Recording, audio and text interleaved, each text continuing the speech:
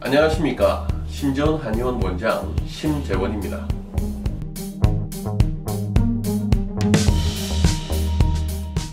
오늘은 키가 작은 아이들에 대해서 부모님들이 이것이 다 나 때문일까 하는 이 유전에 대한 얘기를 좀 나눠보고 싶고요. 그리고 유전적인 문제를 극복하기 위해서는 어떠한 노력이 필요한가에 대해서 알아보겠습니다. 현재 키성장에서 유전적 요인은 약 23% 정도라고 봅니다. 예전에 우리 못 먹고 살던 시절에는 실제로 영양이라든지 다른 부분들이 변수가 별로 없었기 때문에 부모님에 의한 키가 가장 큰 영향을 실제로 줬던 것 같아요. 그런데 지금 시간이 갈수록 아주 실제 예를 들면 우리나라하고 또 우리 북한에 있는 우리 아이들, 청소년들하고 비교를 했을 때 같은 민족임에도 불구하고 환경적인 차이로 인해서 평균 키가 대략 10cm 이상 차이가 납니다.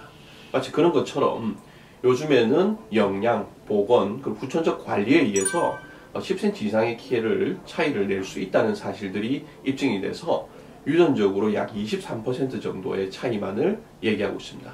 그래서 실제 치료를 할 때는 우리 사춘기나 급성장기가 아닌 아이들, 우리 만 3세에서 남자애 같으면 만 11세, 여자애 같으면 만 9세 정도 되는 아이들이 부모님 키와 상관없이 1년에 5에서 5.5 정도는 커줘야 됩니다.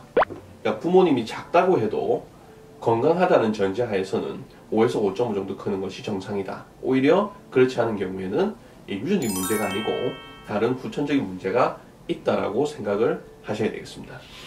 자, 그러면 키를 크게 하는 후천적 관리에 대해서 얘기를 좀 나눠보겠습니다. 일단은 영양과 위생이라고 보셔야 되겠죠. 영양 상태가 좋지 못하면 발육이 안 된다. 이건 더 이상 설명할 필요가 없을 정도로 중요한 얘기가 되겠고요. 그러면 키가 크기 위해서 어떤 것들을 먹는 것이 좋을까? 일단은 가장 키에 있어서 중요한 것은 단백질, 칼슘, 마그네슘이라고 생각하시면 돼요. 단백질은 기름지지 않은 물을 이용해서 기름기를 뺀 수육, 백숙찜, 샤브샤브 이런 형태로 먹여주시면 좋을 것 같고요. 그리고 칼슘 같은 경우에는 우유나 치즈, 시금치, 멸치, 감자, 귤 이런 식품들을 통해서 섭취해 주시면 좋고, 그렇게 기본적으로 음식으로 섭취하고 영 모자라다 이럴 때 칼슘 제제를 복용하는 방식으로 보충해 주시면 좋을 것 같습니다.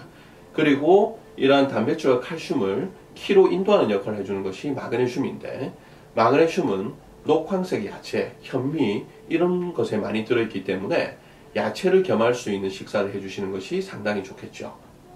그에 반대되는 음식들에 대한 얘기를 드리자면 우리 부모님들 잘 아시는 인스턴트 패스트푸드 음식들이죠. 주로 나트륨 그리고 인 성분들이 많은 음식들이에요. 나트륨하고 인이 높다라고 하는 것은 섭취되는 칼슘을 밀어내고 자신들이 섭취가 된다는 뜻이 되기 때문에 기껏 어렵게 먹은 칼슘들을 다 밖으로 배출시켜버리는 역할이 되죠. 그래서 나트륨이나 인이나 많이 포함된 인스턴트 패스트푸드 음식들은 피해 주시는 게 좋겠습니다.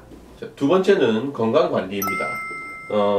우리 호흡기나 즉 만성적으로 천식이 있다든지 만성적으로 폐렴이 있다든지 그리고 만성 신장염이 있다든지 이런 질환이 있는 경우에는 우리 키를 크는 데 있어서 가장 주요한 자극원인 성장 호르몬이 이러한 질환들에 의해서 많이 방해를 받기 때문에 키를 크는 데 있어서 굉장히 손해를 많이 보죠. 그리고 또 계절적으로도 키는 봄, 여름에 많이 크고 가을, 겨울에 좀 덜 크는 경향이 있는데, 예를 들어서 봄 동안에 아이가 심하게 알아서 한두 달 입원을 했다. 그러면서 키를 크는 걸 많이 방해받았다. 그럼 한 해 농사를 거의 망치는 거라고 생각을 하셔야 됩니다. 이런 식으로 건강적인 부분의 문제가 키를 지속적으로 방해하는 경우에는 유전과 상관없이 키를 좋게 크게 된다는 사실을 기억을 하셔야 될 것 같습니다. 그리고 세 번째는 이 정서적 관리에 관한 내용이에요. 많은 분들이 이 정서라는 표현을 쓰면 무슨 말씀인지 이해를 잘 못하세요. 그런데 실제로 치료하는 사람 입장에서는 자주 나타나는, 그리고 굉장히 치명적인 역할을 하는 경우가 많아요. 예를 들어서 아이가 방달을 당해서 대인관계가 매우 힘들어진다, 학교를 갈 때마다 너무 힘들다든지, 또는 엄한 선생님이 너무 좀 억압적으로 학년을 운영하시다 보니까 반 전체 아이가 키가 안 큰다든지, 그리고 또 부모님이 수시로 이제 다툼을 벌이시는 바람에, 또는 불화로 별걸 하시다든지 이런 상황이 되게 되면 아이들에게 있어서의 그 스트레스는 이루 말할 수 없겠죠.